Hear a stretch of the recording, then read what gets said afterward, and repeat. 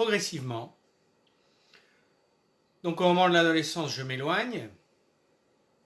À l'âge de 16 ans, en partie dû au témoignage de ma mère, c'est une personne profondément connectée avec Dieu. Du moins à l'époque, bon maintenant elle a beaucoup plus de connaissances, mais à l'époque, sa connaissance religieuse était très limitée, on va dire en termes de doctrine catholique. Enfin, bon. Par contre, elle sait qui est Dieu. Donc elle ne va pas vous expliquer le credo avec une grande précision théologique. Vous voyez ? Elle ne va pas pouvoir vous donner des cours sur le catéchisme de l'Église catholique que vient de produire le Vatican sous Jean-Paul II. Elle ne va pas pouvoir faire ça.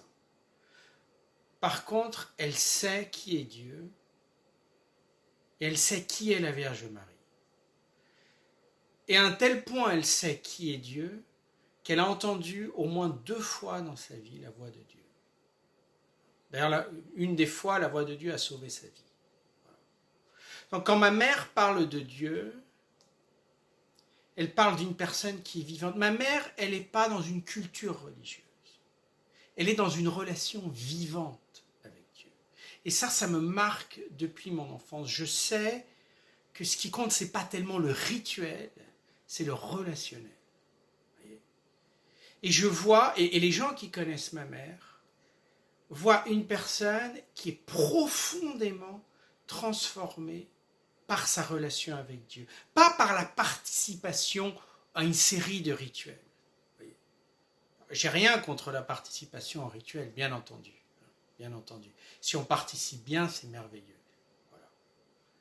Mais le centre du vécu, on va dire, religieux de ma mère, c'est très clairement la relation personnelle avec Jésus et avec la Vierge Marie.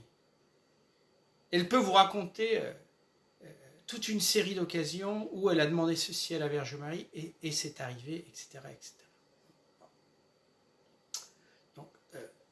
Donc j'ai cette maman devant moi. Voyez. Après, de l'autre côté, ma mère, elle suivait pas mal.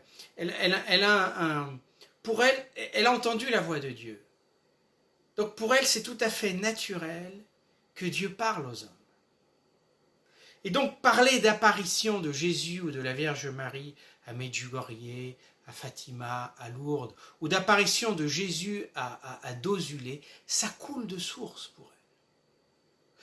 Et donc ma maman va aller à Dozulé et va vivre des choses à Dozulé, elle va voir d'autres personnes vivre des choses à Dozulé. Alors on sait très bien que, vu les demandes de Jésus qui sont tellement extraordinaires à Dozulé, l'Église n'a pas voulu donner une grande importance à Dozulé. Dozulé a été mis clairement au placard parce que Jésus demande des choses.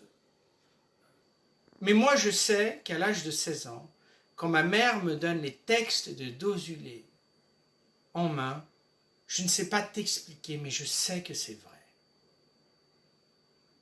Je sais que c'est fou ce que Jésus demande, mais je sais en même temps que pour sauver ce monde fou, notre monde qui devient fou,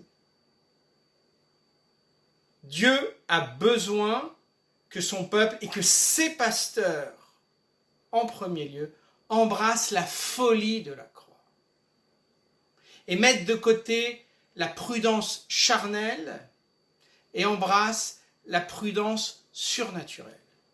Voilà. Alors moi, donc, j'ai ce texte et ce texte me transforme.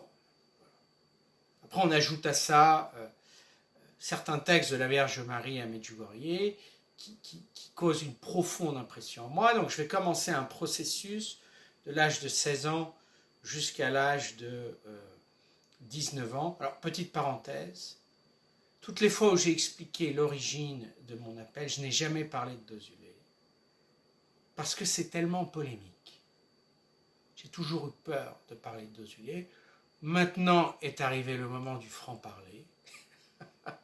où le Seigneur m'a libéré, l'Esprit Saint m'a libéré de toute une série de choses et de toute une série de peurs. Donc je peux parler librement de ce que le Seigneur a fait et fait dans ma vie. Voilà. Et donc, je suis en même temps touché par le renouveau charismatique à cette époque. Donc, c'était au Portugal. Je rentre en contact avec les charismes de l'Esprit Saint. Je rencontre des gens qui ont des dons de prophétie, des dons de guérison. Je rencontre des prêtres extraordinaires, comme par exemple le fondateur de la communauté brésilienne, Jonas Habib, Canção Nova. Je vais le prononcer à la façon portugaise, Canção Nova. Donc je rencontre à Fatima cet homme, il donne une conférence, et je sais pas, je le vois agir, je le vois prêcher, et je dis, ça c'est moi, ça c'est pour moi, ça c'est ma destinée. Alors après je rentre au séminaire, et là commence tout un autre chapitre.